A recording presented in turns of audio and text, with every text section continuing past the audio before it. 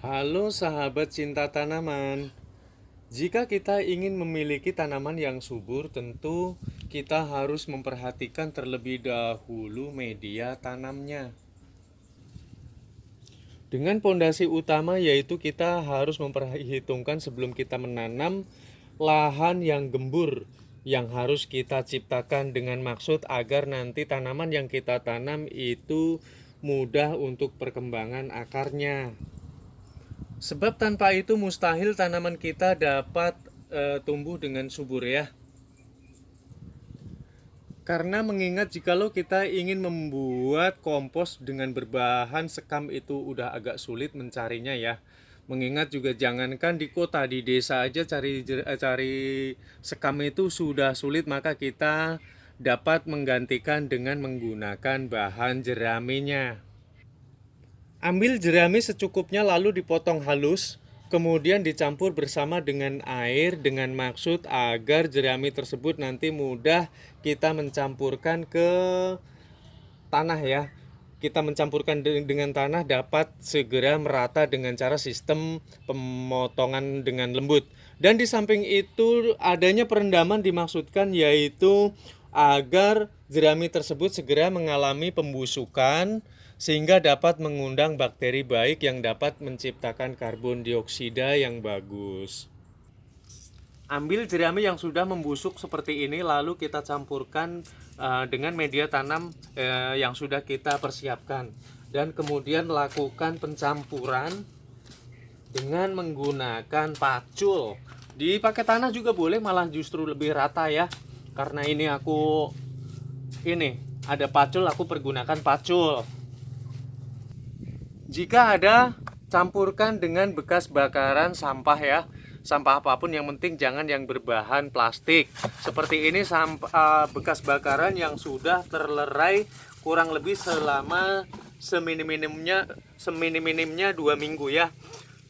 Kita menggunakan bakaran ini sebab bakaran ini ataupun abu maupun arang mampu menahan kelembapan tanah lebih lama dibanding dengan sekam maupun dari bahan jerami itu sendiri. Di samping itu karakternya yang dapat menyimpan air sehingga dapat menciptakan hawa dingin agar kompos tersebut selalu stabil dengan kelembapannya. Nah, jikalau kalian dapat menggunakan sabut kelapa entah dari buah maupun dari pelepah juga boleh ya. Ini aku menggunakan batang yang sudah mengalami pembusukan seperti ini.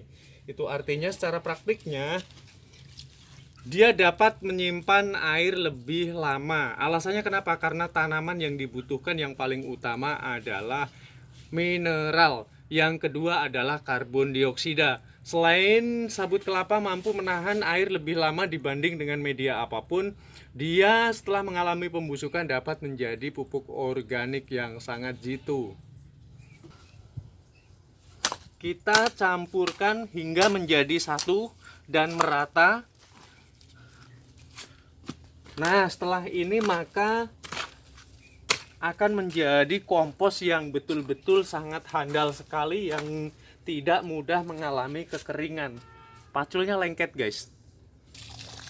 Lakukan penyiraman dalam setiap harinya agar memancing bakteri baik yang dapat mengundang pembusukan, sehingga nanti dapat menciptakan karbon dioksida dengan cukup. Jadi pondasinya yang harus kita pertimbangkan, karena mengingat setiap tumbuhan itu makanannya adalah karbon dioksida dan mineral. Untuk sebab itu dari keduanya kita harus perhitungkan dengan secara matang. Aku rasa cukup mudah karena kita hanya menggunakan bahan-bahan yang ada di sekitar rumah kita, seperti bakaran sampah, terus kemudian jerami. Kalau nggak ada jerami boleh nggak bang? Boleh pakai daun-daun kering ya. Aku rasa di seluruh Indonesia daun-daun kering banyak ya, termasuk sabut kelapa di tukang kelapa itu banyak. Kalaupun ini tidak ada dari salah satu tidak masalah, yang penting itu ada penahan air sehingga kelembapan itu tetap terjaga di areal tanah. Kita dapat saksikan tanah yang normal seperti ini, dia mudah kering dibanding dengan tanah yang sudah kita olah, yang sudah kita campurkan beberapa bahan menurut karakternya gitu.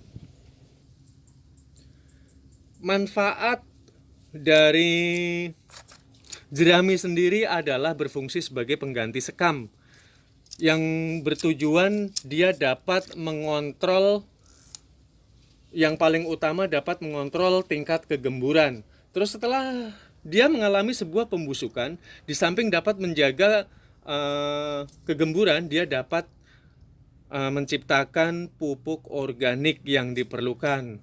Itu kurang lebih sekitar di atas 20%, itu yang aku tahu ya.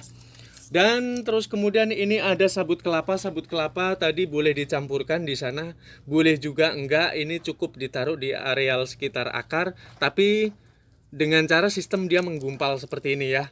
Itu taruh di sekitar akar, tujuannya apa? Untuk menjaga kelembapan, itu pun sangat efektif. Hanya perbedaannya jikalau kita hancurkan maka dia akan cepat mengalami sebuah pembusukan. Jadi pembusukan itu dapat mengundang karbon dioksida yang diperlukan tanaman. Dari cara keduanya itu sangat bagus sekali jika kita ingin mengaplikasikan. Tidak dapat dipandang remeh juga dari arang maupun dari abu ya. Abu bekas bakaran itu aku sudah melalui beberapa praktek dan riset, ternyata abu itu jikalau kita siram dengan tanah yang normal biasa seperti ini, dia jauh banget lebih dapat mengontrol kelembapan. Ternyata dapat menyimpan air lebih lama dibanding dengan tanah. Nah, di samping itu sama prosesnya pun, hanya karakternya yang berbeda ya. Mungkin karena ada unsur-unsur yang aku masih belum tahu gitu, tapi pada kenyataannya dapat menghasilkan media tanam yang bagus.